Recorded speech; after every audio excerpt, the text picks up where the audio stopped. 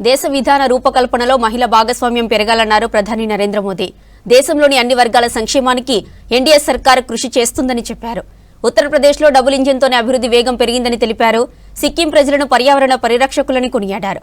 ఇక బెంగాల్లో మెజార్టీ సీట్లు సాధిస్తామని ధీమా వ్యక్తం చేశారు బీజేపీ నేతలు.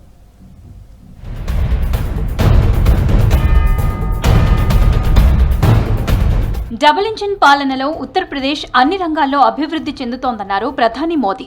వారణాసిలోని మహిళా సమ్మేళనంలో ప్రధాని 6,350 కోట్ల విలువైన ప్రాజెక్టులకు శంకుస్థాపన చేశారు. కాశీ అయోధ్య కనెక్టివిటీ పనులు వేగంగా జరుగుతున్నట్లు చెప్పారు.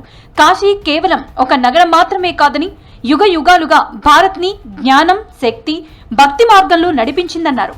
దేశ విధాన రూపకల్పనలో మహిళల భాగస్వామ్యం పెంచేందుకు ప్రభుత్వం కట్టుబడి ఉందని చెప్పారు. దేశంలో మహిళలు, పేదలు, యువత, అన్నదాతలు అనే 4 కులాలే ఉన్నాయని తెలిపారు మోదీ.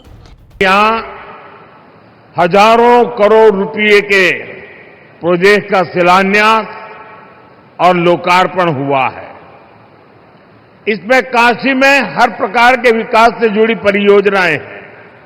काशी से पुणे और अयोध्या से मुंबई, ये दोनों अमृत भारत ट्रेनें यूपी और महाराष्ट्र की कनेक्टिविटी को और बेहतर बनाएगी. సిక్కింని పాలించిన గత ప్రభుత్వాలు అభివృద్ధిని పట్టించుకోలేదని ఆరోపించారు ప్రధాని మోదీ. కేంద్రంలో బీజేపీ ప్రభుత్వం అధికారంలోకి వచ్చాకే సిక్కిం డెవలప్మెంట్లో దూసుకు వెళ్తోందని చెప్పారు. చరిత్రలో తొలిసారి సిక్కింకి రైల్వే సేవలు చేరుకోబోతున్నాయని తెలిపారు. సిక్కిం రాష్ట్ర 50వ ఆవిర్భావ ముగింపు వేడుకల్లో పాల్గొన్న ప్రధాని సిక్కిం ప్రజలు ప్రకృతి సంరక్షకులుగా నిలుస్తున్నారని కొనియాడారు. दूर दूर तक कोई गंदगी नहीं, वायु में भी स्वच्छता, सड़कों पर भी स्वच्छता.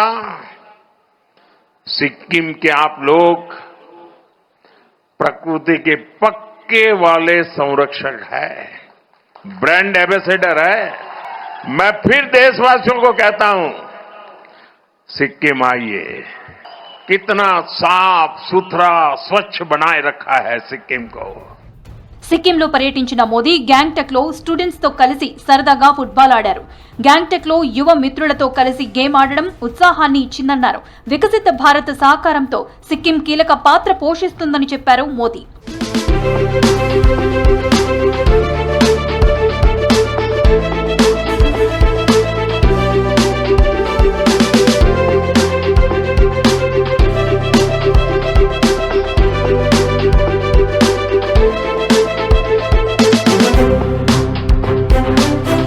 ప్రపంచంలోని అత్యంత వేగంగా అభివృద్ధి చెందుతున్న ఆర్థిక వ్యవస్థగా భారత్ నిలుస్తోందన్నారు ఆర్థిక మంత్రి నిర్మలా సీతారామన్. విద్యావంతులైన శ్రామిక శక్తికి భారత్ కేంద్రంగా ఉందని చెప్పారు.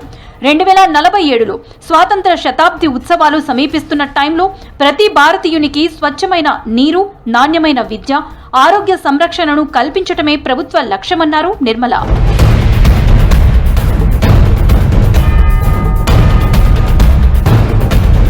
పశ్చిమ బెంగాల్లో బీజేపీ భారీ మెజారిటీతో అధికారంలోకి రాబోతుందన్నారు ఆ పార్టీ నేత సువేందు అధికారి.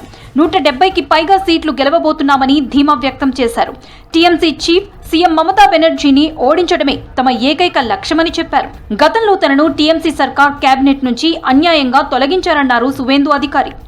The people of Bengal are ready to cast their vote in favor of change. In Bhawanipur, Mamata Banerjee must defeat with huge margin. Tomorrow, I'll sit in election exam. I went here, Gurudwara, and pray for Bengal as well as BJP. దేశంలోని ఎన్నికలు జరిగిన 5 రాష్ట్రాల్లో BJP అధికారంలోకి రాబోతుందన్నారు కాషాయ నేతలు. Bengal second phase లో ప్రజలు ఆలోచించి ఓటు వేయాలని కోరారు.